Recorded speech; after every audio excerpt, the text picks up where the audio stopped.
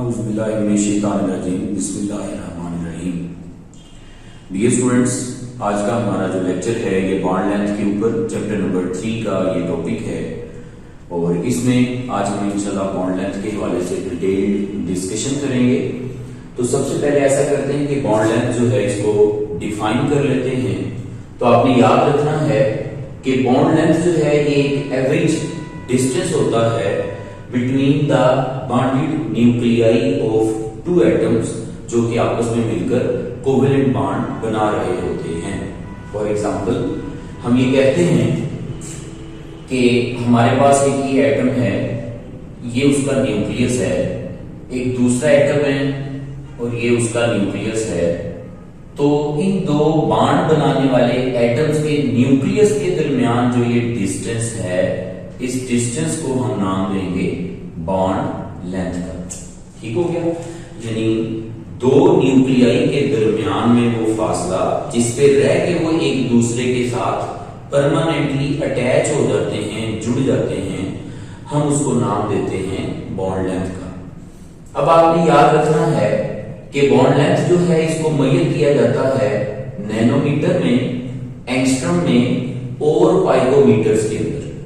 अब आपने ये भी याद रखना है कि 1 नैनोमीटर जो है ये इक्वल होता है 10⁻⁻⁹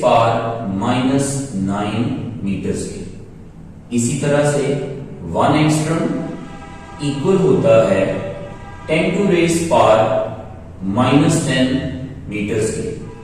इसी तरह से 1 पाइकोमीटर इक्वल होगा 10⁻⁻12 पाइकोमीटर्स के।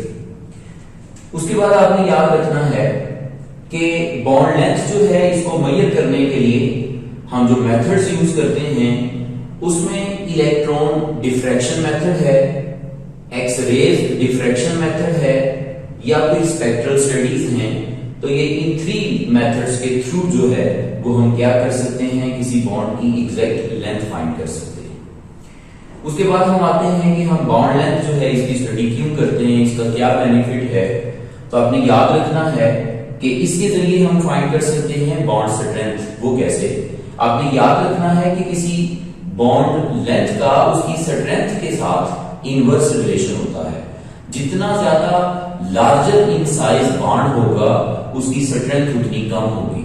इसी तरह से जो स्मॉलर साइज बॉन्ड होगा उसकी स्ट्रेंथ उतनी ज्यादा होगी, वो उतना ज्यादा मजबूत और स्ट्रॉन्ग बॉन्ड होगा। फिर हम इसके जरिए क्या कर सकते हैं, रेडियाई की मेजर कर सकते हैं किसी एटम की। ये मैं इस टॉपिक को आगे फर्दर एक्सटेंड करूंगा तो हम इसी के अंदर पे डिस्कस करेंगे आगे जाके।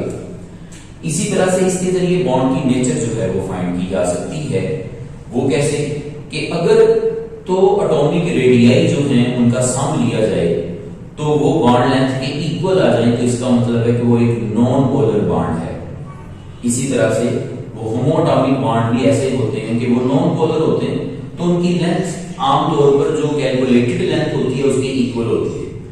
लेकिन अगर दो एटम जो हैं उन पे पार्शियल नेगेटिव या पॉजिटिव चार्ज है तो उसकी वजह से उसकी लेंथ में डिफरेंस आएगा।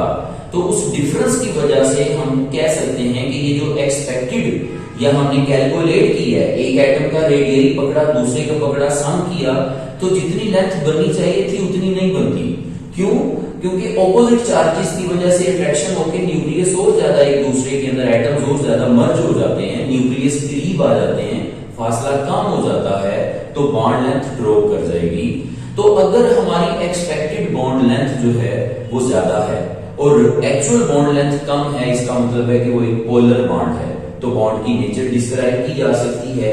इसी के जरिए एटम का साइज फाइंड किया जा सकता है।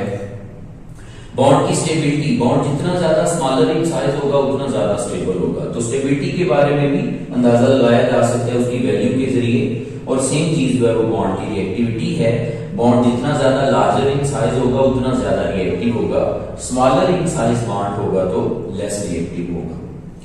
उसके बाद हम बात करते हैं इसके पीरियोडिक ट्रेंड्स के बारे में कि पीरियोडिक टेबल में अगर एक एलिमेंट फिक्स कर दिया जाए, फॉर एग्जांपल मैं क्लोरीन को फिक्स कर देता हूं और मैं उसका ग्रुप 1 के सारे एलिमेंट्स के साथ रिएक्शन करवाता हूं, तो क्या बनेगा, sodium chloride, potassium chloride, rubidium chloride. अब क्लोरीन फिक्स है और मैं ग्रुप के एटम चेंज कर रहा हूं, sodium, potassium, rubidium, caesium.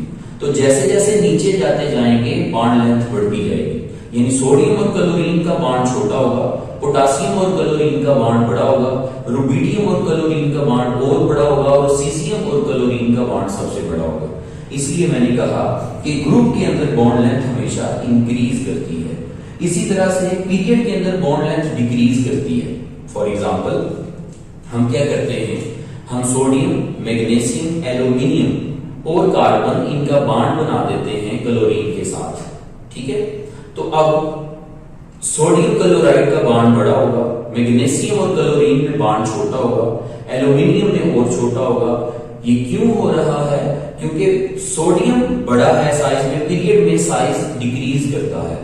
Magnesium छोटा है, बॉन्ड लेंथ डिक्रीज कर लेगी। एल्यूमिनियम और छोटा है, बॉन्ड लेंथ और ज्यादा डिक्रीज कर लेगी। तो इसलिए मैंने मेंशन कर दिया कि पीरियड के अंदर बॉन्ड लेंथ हमेशा क्या करती है, डिक्रीज करती है। नेक्स्ट हम डिस्कस करने जा रहे हैं factors that affect the bond length. और ये इस टॉपिक में थोड़ा सा ये टिपिकल पॉइंट्स हैं, इसमें अंडरस्टैंडिंग आपने अच्छी जो है वो जनरेट करनी है। तो सबसे पहले हम बात करते हैं कि बॉन्ड लेंथ जो है ये एटॉमिक साइज के साथ जो है ये डायरेक्टली प्रोपोर्शनल है। बॉन्ड बनाने वाले जो एटम्स होते हैं उनका साइज जैसे जैसे बढ़ता जाता है वैसे वैसे बॉन्ड लेंथ जो है वो इंक्रीज होती जाती है। तो फॉर एग्जांपल देखिए कि मैंने यहाँ पे हैलोजन एसिड्स ले लिए। इन हैलोजन एसिड्स में आयोडीन का हाइड्रोजन आयोडाइड जो है, इसमें हाइड्रोजन और आयोडीन के दरमियान जो बॉन्ड लेंथ है ये सबसे ज्यादा होगी, क्योंकि आयोडीन ग्रेटर इन साइज है। और इसी तरह से फ्लोरीन हैलोजन्स में सबसे स्मॉलर इन साइज है। तो हाइड्रोजन और फ्लोरीन के दरमियान जो बॉन्ड लेंथ है ये सबसे छोटी होगी, ठीक है। सो इस तरह से हाइड्रोफ्लोरिक एसिड से लेकर हाइड्रो आयोडिक एसिड तक मुसलसल बॉन्ड लेंथ जो है ये इंक्रीज करेगी, क्योंकि एटॉमिक साइज हैलोजन्स का बढ़ रहा है। उसके बाद हम बात करेंगे about bond length and multiplicity. इसको बात जो है वो आप बॉन्ड ऑर्डर का नाम भी देते हैं। तो आपने याद रखना है कि बॉन्ड मल्टीप्लिसिटी या बॉन्ड ऑर्डर एक ही बात है।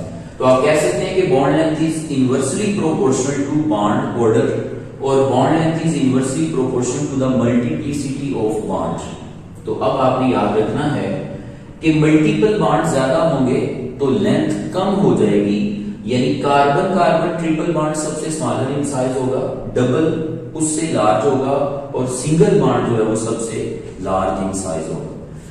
इनवर्स रिलेशन है, तो ये सबसे लेस मल्टीप्लिसिटी है तो ये सबसे लार्जर इन साइज है, और मैक्सिमम मल्टीप्लिसिटी यानी मोर बॉन्ड जो है वो इस यहां पे मौजूद हैं, लिहाजा इसका बॉन्ड जो है वो सबसे स्मॉलर इन साइज होगा। उसके बाद हम बात करेंगे about electronegativity difference. Electronegativity difference जो है ये भी बॉन्ड लेंथ को अफेक्ट करता है। तो इलेक्ट्रोनेगेटिविटी डिफरेंस के साथ बॉन्ड लेंथ जो है इसका इनवर्स रिलेशन है। अभी किस तरह से इनवर्स रिलेशन है या इलेक्ट्रोनेगेटिविटी किस तरह से अफेक्ट करती है, इससे पहले भी मैंने इस पॉइंट को डिस्कस किया है। मैं फिर से एक दफा आपको डिस्क्राइब कर देता हूं। बॉन्ड एनर्जी में भी हमने ये पॉइंट डिस्कस किया था, बॉन्ड इबनॉर्मेलिटी की शक्ल में या बॉन्ड एनर्जी की इबनॉर्मेलिटी की शक्ल में। यहां पे भी इसी तरह से इबनॉर्मेलिटी हम डिस्कस कर लेंगे। तो देखिएगा कि होता यूं है बेटा कि जब दो एटम्स के दरमियान इलेक्ट्रोनेगेटिविटी का डिफरेंस आता है तो उस डिफरेंस की वजह से ये होता है कि एक एटम पे पार्शियल पॉजिटिव और दूसरे पे पार्शियल नेगेटिव चार्ज आता है। एक तो इन एटम्स में बॉन्ड है जो कि इनको अट्रैक्ट कर रहा है अट्रैक्शन की शक्ल में, एक ये ऑपोजिट चार्जेस की भी एक्स्ट्रा अट्रैक्शन है जो इनको फर्दर एक दूसरे के क्लोज कर देती है, जिसकी वजह से बॉन्ड लेंथ और छोटी हो जाती है। तो इसलिए मैंने क्या कहा कि बॉन्ड लेंथ इलेक्ट्रोनेगेटिविटी के डिफरेंस के साथ इनवर्स है। अब इलेक्ट्रोनेगेटिविटी का डिफरेंस जितना ज्यादा होता जाएगा, ये पॉजिटिव और नेगेटिव चार्ज की इंटेंसिटी या शिद्दत उतनी बढ़ती चली जाएगी। तो ऑपोजिट चार्ज जितना ज्यादा, अट्रैक्शन उतनी ज्यादा, एटम्स उतने ज्यादा नियरेस्ट आ जाएंगे, लेंथ उतनी स्मॉल हो जाएगी। So bond length inversely proportional to the electronegativity difference. उसके बाद हम बात करते हैं कि बॉन्ड लेंथ जो है ये s करेक्टर की परसेंटेज के साथ इनवर्स है। इसका मतलब ये हुआ, अब आपने याद रखना है कि sp हाइब्रिड होता है अल्काइन, sp2 हाइब्रिड होता है अल्कीन और sp3 हाइब्रिड होता है अल्केन। यहां दो बॉन्ड, दो ऑर्बिटल्स हैं, एक s और एक p, तो यहां पे 50% s करेक्टर है। यहां तीन हैं तो 33.3% s करेक्टर है। यहां चार ऑर्बिटल्स हैं, 3p और एक s, तो ये 25% s करेक्टर है। सो आपने याद रखना है कि 50% s करेक्टर, 30% s करेक्टर, 33% और 25%। अब maximum percentage of S character किसमें है? अल्काइन में। अब percentage of S character bond length के साथ क्या होती है? इनवर्स। लिहाजा सबसे स्मॉलर साइज होगा अल्काइन के अंदर, जैसे ये है, फिर अल्कीन में जैसा कि ये है, और फिर अल्केन्स में जैसा कि ये है। तो इनकी वैल्यूज भी जो है कि मैंने यहाँ पे मेंशन की हैं, आपको याद करवाने के लिए आगे आगे इनको हम डिस्कस कर लेते हैं। तो आपने याद रखना है कि sp हाइब्रिड कार्बन में 50% s करेक्टर होता है, sp2 हाइब्रिड कार्बन में 33.3% s करेक्टर होता है, sp3 हाइब्रिड कार्बन में 25% s करेक्टर होता है, और फिर उसी परसेंटेज ऑफ s करेक्टर के अकॉर्डिंग हम चीजों को देख रहे होते हैं। नेक्स्ट हम आ जाते हैं बॉन्ड लेंथ की कैलकुलेशंस के हवाले से बात करेंगे। तो आपने याद रखना है कि एक कोवेलेंट बॉन्ड जो है, इसमें कोवेलेंट रेडियाई, इनका जब सम लिया जाता है तो ये बॉन्ड लेंथ के इक्वल होते हैं। फिर आपने याद रखना है कि अगर आयोनिक बॉन्ड है तो फिर आपने क्या करना है, कैटाइन का रेडियाई और एनाइन का रेडियाई, इसका सम ले लेंगे तो ये आयोनिक बॉन्ड लेंथ के इक्वल आ जाएगा, यानी आयोनिक बॉन्ड की जो लेंथ है ये उसके इक्वल आ जाएगा। ठीक है, तो मैंने ये बात आपको समझाने के लिए मैंने दो एटम जो हैं ये ले लिए, ये कैटाइन है मेरे पास, ये एनाइन है, तो इनके न्यूक्लियाई जो है उनके दरमियान जो डिस्टेंस है वो डिस्टेंस का सम ले लूंगा मैं। ठीक है, लेकिन आपने याद रखना है कि अगर फर्ज करें कि ये एक नॉन पोलर एटम है, ये भी नॉन पोलर एटम है, दोनों कोई चार्ज नहीं है इनके ऊपर, ए जो है वो 110 पाइकोमीटर का है इसका साइज या रेडियाई, जबकि बी जो है उसका साइड है जी 170 पाइकोमीटर। ये 170 आ गया मेरे पास, और ये 170 कर लें आप। ठीक है, ये वैसे बनाने में साइज का थोड़ा डिफरेंस आ रहा है, बस आप थ्योरेटिकली इसको यूं समझ लें कि इसमें एक एटम 170 का है, दूसरा जो है वो हमारे पास 110 का है, तो सिंपली इनकी बॉन्ड लेंथ क्या हो जाएगी, इनके रेडियाई के इक्वल हो जाएगी, यानी 110 प्लस 170 ये बॉन्ड लेंथ के इक्वल आ जाएगा, तो ये बन जाएगा 280 पाइकोमीटर।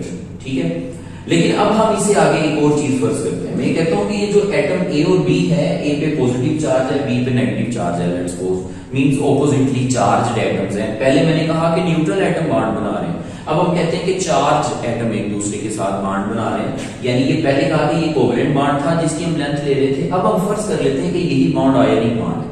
तो अब आपने एक बात का याद रखना है कि हम जब इनको सम लेंगे इनके साइजेस का, वो हमारी एक्सपेक्टेड बॉन्ड लेंथ है, मगर इन रियल बॉन्ड लेंथ उतनी आएगी नहीं, क्योंकि इस तरह से ये जो बात आपको मैंने समझाई थी ऑपोजिट चार्जेस की अट्रैक्शन की वजह से रियल के अंदर बॉन्ड लेंथ कम हो जाएगी। सो आपने याद रखना है कि एक्चुअल बॉन्ड लेंथ ड्रॉप कर जाएगी और एक्सपेक्टेड बॉन्ड लेंथ ज्यादा होगी। ठीक है, उसके बाद नेक्स्ट हम ऐसा करते हैं कि ये मैंने कुछ वैल्यू बेस्ड एग्जांपल्स आपके सामने रख दी हैं। ये फर्स्ट ईयर और सेकंड ईयर में रैंडमली डिफरेंट टॉपिक्स में यूज होने वाली वैल्यूज हैं, तो इनको आपने लाजमी अच्छे तरीके से याद करना है। इसमें ऑब्जेक्टिव भी आपसे पूछी जा सकती है। तो carbon carbon single bond length ये 154 पाइकोमीटर के इक्वल होती है।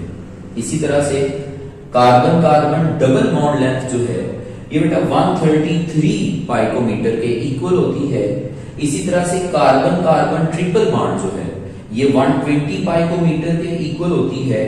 कार्बन ऑक्सीजन डबल बॉन्ड 122 पाइकोमीटर के इक्वल होती है। इसी तरह से कार्बन हाइड्रोजन सिंगल बॉन्ड 109 पाइकोमीटर के इक्वल होता है। बोरोन और फ्लोरीन के दरमियान 130 पाइकोमीटर की बॉन्ड लेंथ होती है, जबकि बोरोन और क्लोरीन के दरमियान 175 पाइकोमीटर की बॉन्ड लेंथ होती है। अब इस टॉपिक को थोड़ा समराइज कर लेते हैं। बॉन्ड लेंथ का टॉपिक जब आपको बोर्ड में लिखने के लिए आएगा, सबसे पहले आप बॉन्ड लेंथ को डिफाइन करेंगे, उसके यूनिट्स बताएंगे, फिर उसको फाइंड करने के मेथड्स बताएंगे, बॉन्ड लेंथ की एप्लीकेशंस बताएंगे, फिर बॉन्ड लेंथ के फैक्टर्स बताएंगे। उन फैक्टर्स के अंदर आपने कोशिश करनी है कि हर फैक्टर के साथ आपके कुछ ट्रेंड्स जो हैं वो लाजमी मेंशन कर दें, ताकि इसकी एक्सप्लेनेशन जो है वो अच्छी हो सके। फिर आपने आयोनिक और कोवेलेंट बॉन्ड लेंथ को जिस तरह से मैंने आपको बताया डिफाइन कर देंगे, सम लेके हम इसे फाइंड करते हैं। अच्छा, अब ये इसमें एक छोटा सा पॉइंट में वो जो है वो लास्ट में डिस्कस करना चाहता था, जो मैंने आपको बताया था कि इसके जरिए एटॉमिक साइज या आयोनिक रेडियाई भी फाइंड किया जा सकता है। वो मैं छोटा सा पॉइंट कवर करके हम इस टॉपिक को वाइंड अप करते हैं कि देखें, जैसे मैं कहता हूं कि इस मॉलिक्यूल की जो बॉन्ड लेंथ है वो इसका रेडियाई और इसके रेडियाई के इक्वल है। अब फर्ज कर लें कि मुझे बॉन्ड लेंथ जो है वो पता है और मुझे जो है वो को कैटाइन की जो रेडियाई है मुझे वो पता है, तो मैं क्या कर सकता हूं, मैं यहां से एनाइन का रेडियाई फाइंड कर सकता हूं। ठीक है, तो इसी तरह से आप क्या कर सकते हैं, आप अगर जरूरी नहीं है कि ये आयोनिक बॉन्ड है तो आप फिर ही इस तरह का काम करेंगे। आपने याद रखना है कि आप किसी पे भी अप्लाई कर सकते हैं, जरूरी नहीं है कि आयोनिक हो तो ही है। अगर लेट्स सपोज ये कोवेलेंट बॉन्ड है तो कोवेलेंट बॉन्ड पे भी ये टेक्निक एज अप्लाई हो सकती है। वो कैसे, कि जैसे देखिए मैं कहता हूं कि ये एक एटम का रेडियाई है और ये दूसरे एटम का रेडियाई था। बॉन्ड लेंथ अगर मुझे पता है तो मैं नॉन बॉन्ड लेंथ में से एक एटम का रेडियाई जो है लेट्स सपोज इसका रेडियाई टोटल लेंथ में से माइनस कर देता हूं, तो बाकी इस एटम का रेडियाई मेरे पास निकल आएगा। ठीक है, तो आपने याद रखना है कि bond length minus radii of B atom is equal to radii of atom A. ठीक है बेटो, तो इस तरह से जो है ये आपने याद रखना है, ये तरतीब है बॉन्ड लेंथ की। नेक्स्ट हमारा जो टॉपिक है वो डाइपोल मोमेंट का टॉपिक है और उसके बाद ये चैप्टर हम इंशाल्लाह